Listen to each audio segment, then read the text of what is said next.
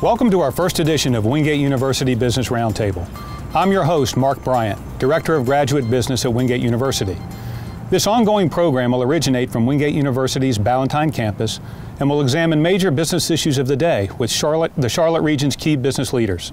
The topic for our first program will be Ballentine, past, present, and future. Joining me to discuss these topics are my two guests, Bob Morgan, President of the Charlotte Chamber of Commerce, and Barry Fabian, Senior Vice President with the Bissell Companies. Thank you both for being with us today. Our topic today is the evolution of Ballentine, how Ballentine got started and how it evolved to where it is today. And as we sit here in the heart of the Ballentine Corporate Park out in front of the Wingate University Ballentine campus, it's amazing to think that only 15 or 20 years ago there was no Ballentine. None of this was here. So Barry, let's start with you. How did Ballentine get started and how did it evolve to where it is today? The land, which was accumulated over really decades, dates back to the Harris family and Johnny Harris and his two brothers, or siblings, I'm sorry, Cammie and Sarah, accumulated the land with their dad, and it was a dairy farm and a place that really was considered out in the country for many years. And in the late 80s, early 90s, as Ballentine started to creep into the picture and Charlotte moved south, it looked like it was the right time for development, and road infrastructure was put in, and really the seeds were put in place in the early 90s for Ballentine to develop. And what about the name Ballentine? What's the origin of the name? I get that question a lot. It's actually a family name, and one of Smokey Bissell's daughters' middle name, and I think another aunt in the family had it. They liked the sound of it. It wasn't in Charlotte anywhere, so they went with it. So what has been the role of the Bissell Companies in developing Ballentine as a whole? Well, in the mid-1990s, Smokey Bissell, who was primarily an office developer, had the opportunity to purchase all of the land and the rights for office development. And being a local Charlottean and feeling like this area would have its day, he was instrumental in getting it started by going ahead and taking those rights and then building the first building in the corporate park. So at this point, the entire Ballentine Corporate Park is owned by the Bissell Companies then, correct? Yeah, the Bissell family owns 535 acres, which is really bordered by Ballentine Commons Parkway to the south and 485 to the north. We've got over 4 million square feet of office in place, but this is really Bissell's backyard. Bob, turning to you, the growth in Ballentine has obviously been immense over the years, as has Charlotte's growth. How has Ballentine's development coincided with Charlotte's growth, especially over the early years? Well, it's been a key part of it, and hearing Barry's story, remarkable to think that this was just a farm or unused land, but it's a story of transportation infrastructure. Interstate 485, the first stretch of that opened a little more than 20 years ago, was a three-quarter of a mile stretch just right down the road in Pineville. The road came to Ballentine and really made it possible. It's a story of annexation. Charlotte has seen suburban growth like most other cities, but unlike most, Charlotte was allowed some progressive annexation laws by the state of North Carolina that allowed us to capture that growth. And so the city of Charlotte was a partner from the very beginning from a planning and zoning perspective, and the infrastructure that the state helped to bring through the form of I-485. It's been a great new addition, and you look around this park, you see some blue chip corporate brands from ESPN to SPX and MetLife, and we could go on, and it's a great diversity of companies that are here. So for us at the Chamber of Commerce, there's product that we're able to sell to our prospects when they're looking at Charlotte. There are neighborhoods here that people are attracted to for the opportunity to live and to raise their families. So Ballentine is one of the fastest growing submarkets in Charlotte, and a key asset as we go about the business of selling for economic development purposes. Well, Barry, how would you define Ballentine? It's not a town, it's not a city. How would you define Ballentine? Well, the good news is a lot of people want to say they live in Ballentine who even don't, so that's a good sign. But Ballentine is a 2,000-acre master planned community, and when I say that, it was studied twice by the Urban Land Institute back in its inception. It was zoned as part of the largest rezoning in Mecklenburg County history, so a lot of forethought went into the components that would make this not only just a corporate park, but really a place that people love to call home. Mm-hmm. Well, as we look at Ballentine today, what exactly does Ballentine encompass? We hear a lot about live, work, play elements. What exactly is included in the Ballentine area? When we first opened the doors to the corporate park, the live, work, play, stay, which may be overused today, but at the time felt fairly new, was critical to us. First of those being the live, you've got now about 150,000 residents within a 5-mile radius of the corporate park. I remember back in the beginning, we would drive down the roads and it might be 1,000 people living in the area. So the growth there was critical, but you've got housing options really as diverse as you can get in Charlotte so that all are welcome in the area. You've got 600 hotel rooms right in the center of Ballantyne. We've got the office component, you've got a golf course, recreation, lifestyle choices. So we feel like Ballantyne is a small node in a great city, which by all rights at 10 miles from the center is very, very close. And we hear a lot about the very positive demographics of Ballantyne, household income and so forth. Could you share a little bit about that? Yes, you know, it's great when we compare ourselves very positively to some of the other zip codes in the city. You've got personal household income averaging over $100,000. You've got a great place to raise families with, you know, great schools, Charlotte-Mecklenburg schools, and we're also close to parochial options. So Ballantyne seems to check a lot of boxes, and that's another one of them. And Bob, how do those demographics in Ballantyne compare to the overall demographics of the Charlotte area? Well, let's just be blunt. This is one of the most affluent, fastest growing sectors of our city, and it's a driver of tax base. It's, as I mentioned earlier, it's an asset of the community that's used in the selling of Charlotte, whether people put their offices here or whether they buy homes here.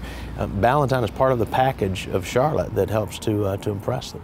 Folks. Let's talk a little bit about the Ballentine Corporate Park, which is somewhat the epicenter of the Ballentine area, which is where we're located right now. Barry, could you share a little bit about some of the metrics around the Ballentine Corporate Park? How many employees, how many companies are located here? Sure. Today we're plus or minus 15,000 employees on any given day. Over 4 million square feet of office has been put in place, another 250,000 square feet of medical office. I mentioned we've got 600 hotel rooms made up of various brands, great retail, and the beauty of it and the critical nature is that none of this would have happened without a great city, a great airport, a great infrastructure, and then a visionary, Smokey Bissell, that also was a speculator and believed in all of those things and the attractiveness of the city. Bob, as an economic growth engine, when we think about this critical mass of companies here in Ballantyne and in the corporate park, how does that economic growth engine from Ballantyne fit in with the overall economic growth engine of Charlotte? Well, the story over the last 5 years has been remarkable with the economic downturn. You know, in the economic development business, we say often that we need product. And we all know that when the credit crisis hit, financing dried up for a large part of commercial real estate development. Ballantyne was uniquely positioned to embark upon a pretty bold, risky, you might, I'm sure others, financiers said, a speculative building program during the economic downturn. And they were not only able to put product on the market, they were able to keep people employed in the construction industry. And as a result of the risk that Smokey Bissell and the team took, they've been rewarded with major announcements from the healthcare fields, from manufacturing holding companies, people like MetLife. Wingate University has moved in just the last couple of years. So it has given us product to sell during the downturn, Class A, brand new, blue chip office space, however you want to describe it. And they've done so during a period of time that when you look around the southeastern United States, it's unique. Others were not putting this kind of product in the market, so they've kept us competitive. In terms of the timeline, but back to you, Barry, when did it all start, and what was the timeline in terms of how it has evolved over time? The first building opened in 1997 at 100,000 square feet. I remember asking, I had started with Bissell at about that time, and I said, how long will it take before this is a real place? And he thought it would take about 25 years to get built out. We're at about 15, and we're clearly ahead of schedule. as we have already over 4 million square feet. But the idea at that time was a little bit of a build it and they will come, we hope. So we built a building, got it stabilized and stayed at 60–70% leased to start the next building. And all of this was done really at a time before what now looks like an afterthought, but some of the conveniences and amenities were still being put in place. So we were a little ahead of our time, but we had great base of educated decision makers in the area that wanted to office close to where they lived and provided a choice for that when it was appropriate. So we were able to take advantage of that. Well, I've heard the story told multiple times from some of the folks at Bissell and from yourself about how back in the 90s when the Ballentine Corporate Park was getting started, you would actually bring corporate leasing agents out here, and in some cases they would not get out of the car because they didn't see anything else around here. Is there any truth to that? Yeah, there's a lot of truth to that, and I don't want to say that my job's gotten easier, but they don't drive off anymore, so that's a good sign. But yes, it was because I think at the time this was like South Carolina or North Georgia to folks that lived in Charlotte. This was a new frontier. But today, when you see the diversity of the housing and the success of that goes really all the way into the upstate of South Carolina today, now it looks like it always made sense. Mm-hmm.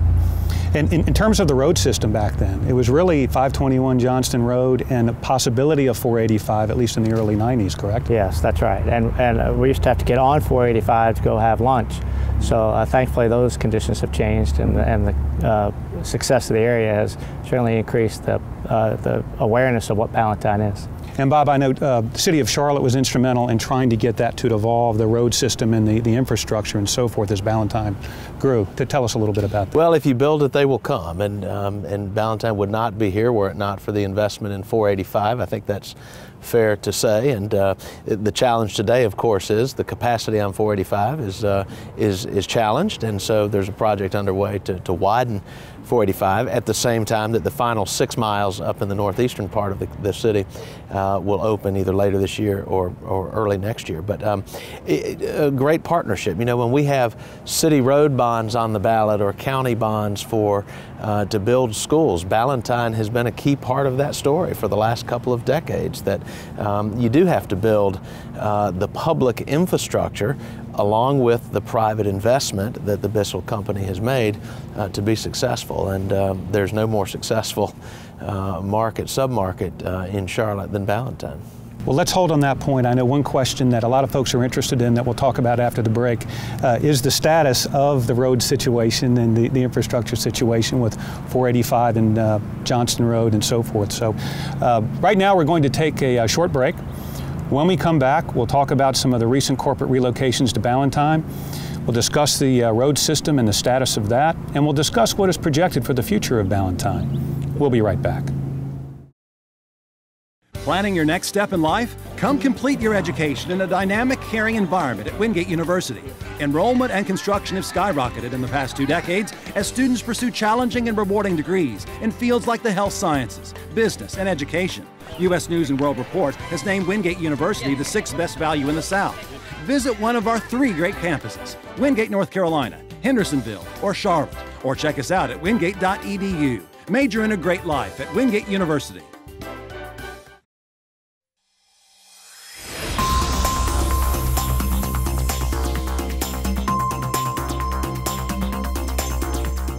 We're here with our guests, Bob Morgan of the Charlotte Chamber of Commerce and Barry Fabian of the Bissell Companies. Our topic today is Ballentine, past, present, and future. And I'd like to follow up in a little bit more detail about some of the corporate relocations that have taken place in Ballentine over the years. So many companies have relocated to Ballentine in recent years, including MetLife, which I'm sure we'll talk about, SPX, Snyder's-Lance, Premier Inc., and Wingate Ballentine. Barry, why have so many companies decided to relocate here in Ballentine? Well, starting kind of globally, I think we have a great airport, which is a huge attractor. We have a great city that over the last 20 years has been really done a great job of putting itself on the map and being at the forethought of anybody's relocation decisions. And then specifically to Ballentine, we offer what I think is as fine a lifestyle choice as any office park in the nation. And when I say that, MetLife's and SPX's could locate anywhere, certainly in the United States, but chose Ballantine, and they did it because they put a huge emphasis on the quality of life for their people. And when we look at the schools and the housing and the recreation and everything that really surrounds the corporate park, I use the word cozy, but a worker can choose to live in various forms, be within 10 or 15 minutes of the park, be within minutes of their children's school activities, be close to where they want to eat or recreate. It's a great combination that folks who come here for the first time can't believe it's all in one package. And I know Wingate University launched its Ballentine campus here at the Harris Building that we're sitting out in front of back in August. And we cannot be more pleased with being here. We moved our entire Matthews operation here again in August. And most of our programs at this campus are graduate programs, and the folks utilizing those programs are from large companies. So being here in this critical mass of companies in the corporate park has been a great strategic move for us. And working with Bissell has been outstanding, truly a first-class facility so far. I know that one of the things that we talked about a lot with Bissell through our discussions was about Bissell wanting to have a full menu of options for the tenants in the Ballantyne Corporate Park, Wingate satisfying the higher education piece of that. Talk a little bit about that strategy that Bissell has. Well, first of all, thank you for being here. We are delighted as well, and couldn't be more pleased with the classroom setting that you provided for many of our employees.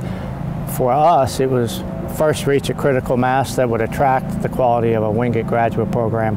But after that, it's one more piece of the puzzle. We want to make sure that as companies want to invest in their employees, they can do that right here on our campus, find great programs that fit schedules and workloads, and we didn't want them to have to leave our park. Bob, let's shift gears a little bit and talk about Charlotte economic development as a whole. Similar question to you. Why do companies choose to relocate in Charlotte? Mark, 3 reasons primarily. First, a cost of living, cost of doing business that's 93, 94% of the national average. Second, we have a workforce that is large, it's growing, it's skilled, it's increasingly young and diverse, and companies go where they think they can fill the jobs. And we're a metro area today of 2 million people, so that's good size and scale.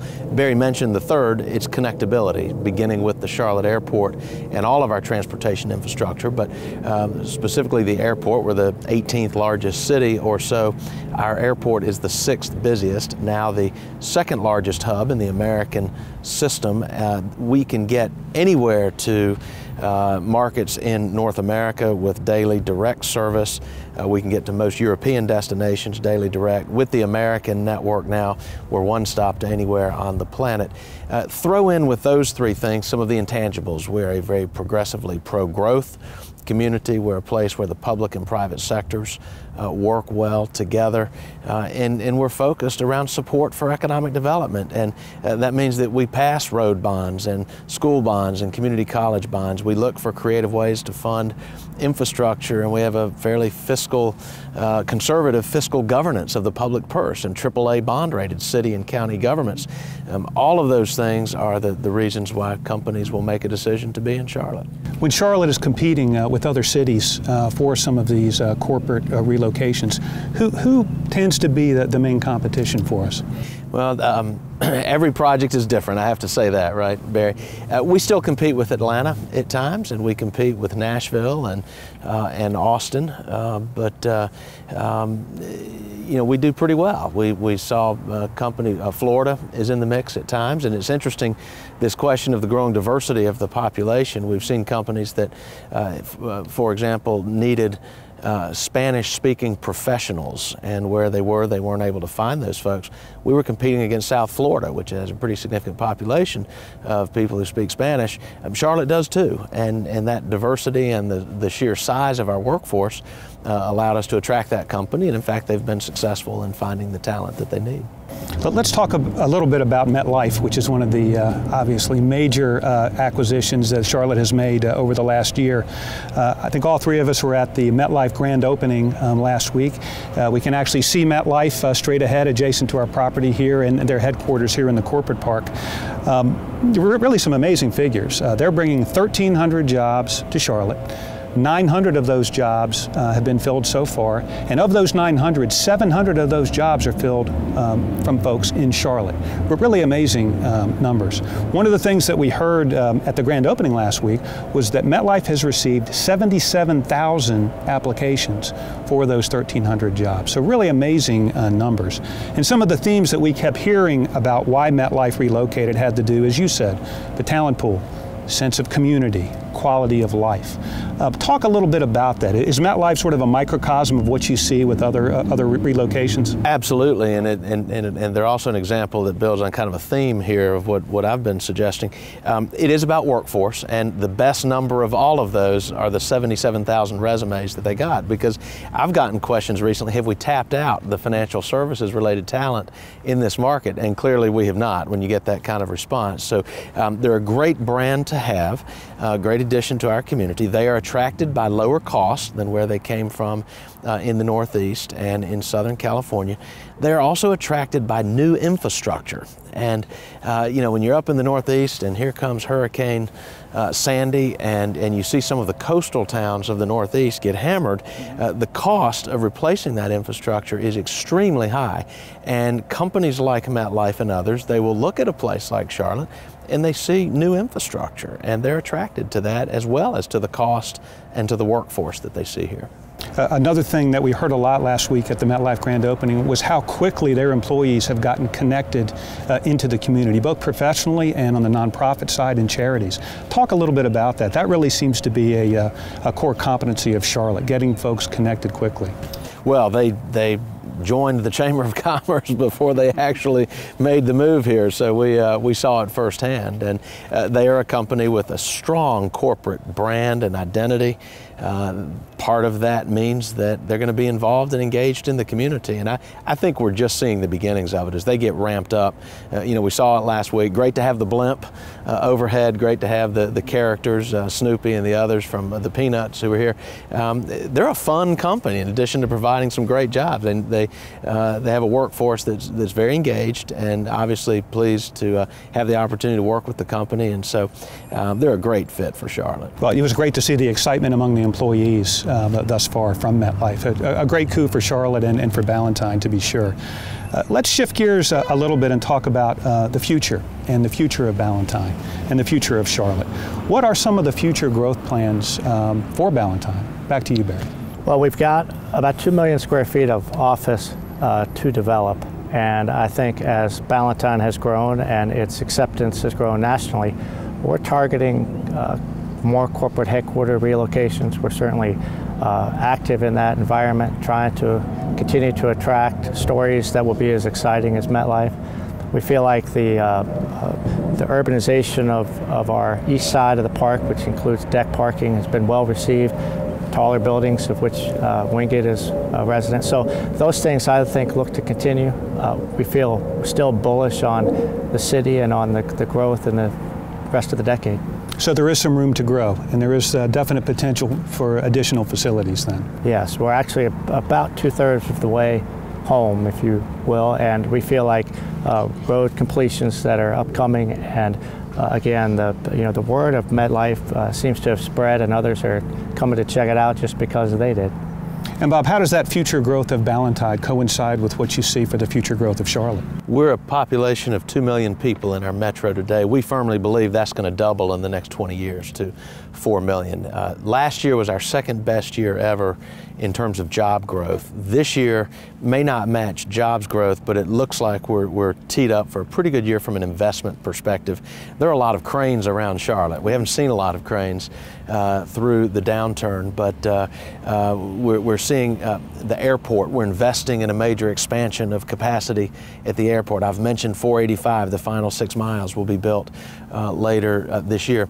The Charlotte Knights are going to start playing baseball in their new home next week. I think we're on the verge of explosive investment in development, not just at Ballantyne, where hopefully Barry's going to conclude the show with an announcement of the next speculative office building, but we're soon to see some similar activity in the Central Business District, and we're seeing it in other parts of the city as well. Are there any key targeted industries for Ballantyne or for Charlotte as a whole that you're looking at in particular, Barry? First of all, come one, come all. We're certainly not excluding anybody. But we certainly feel like the financial services has been right because there's so much talent here. A couple years ago, we saw a great influx of energy related companies with Babcock and Wilcox moving their corporate headquarters here. We had a large operation with Mitsubishi. Babcock and Wilcox brought a nuclear group here as well. So we certainly saw that go, but we feel like the corporate park and really Charlotte as a whole exudes great balance and will be an attractive city to folks from many, many different industries. What are some of the key challenges that you would expect with some of these growth plans for Ballentine and for Charlotte as a whole? Well, I'll tell you what, I'd be more worried about being a city that was competing against Charlotte than Charlotte competing with those other cities right now. But I do think that with success and with growth come challenges, and we've certainly seen some of that as the area and the road infrastructure catches up here locally. But barring something that is unforeseen and outside of Charlotte's control, national economy or things like that, I really feel like we're well positioned. I know this developer's well positioned, and we think that we have room to run. Very good. Well, one thing I do want to ask before our program is over today is about the road construction, 485 Johnston Road Community House. Can you give us a short update on that? Sure. 485 will be completed by, I say, Thanksgiving of this year, that widening. The Johnston Road interchange will be done before summer's end, so those coming from the south will have an easy entrance onto 485 West. Community House Road, the bridge across 485 will be done by the end of the year. These are really going to enable folks to grow and move around within the park. But I would say this as well. Ballentine was developed as a node to release traffic, to get cars off the road. So if you can live close to Ballentine and you can avoid typical commutes that might take you other parts of town, we really think we are doing a good bit to assist there, and as these road projects complete, the area is really going to prosper. Okay, I've got about 30 seconds, Barry. One final question that I'm asked all the time. What's the story with the 3 bronze bulls in the center of the Ballentine Corporate Park? So Bissell is an antique collector and a world traveler, saw these bulls on one of his travels, found Peter Wojtuk, who is the animal sculptor, and said, we're going to bring these to Ballentine. And so from New Mexico, they were crated on tractor trailers and brought right through the center of town. And they signify bullish on family, bullish on work, and bullish on country, and there's nothing that represents Bissell better than that.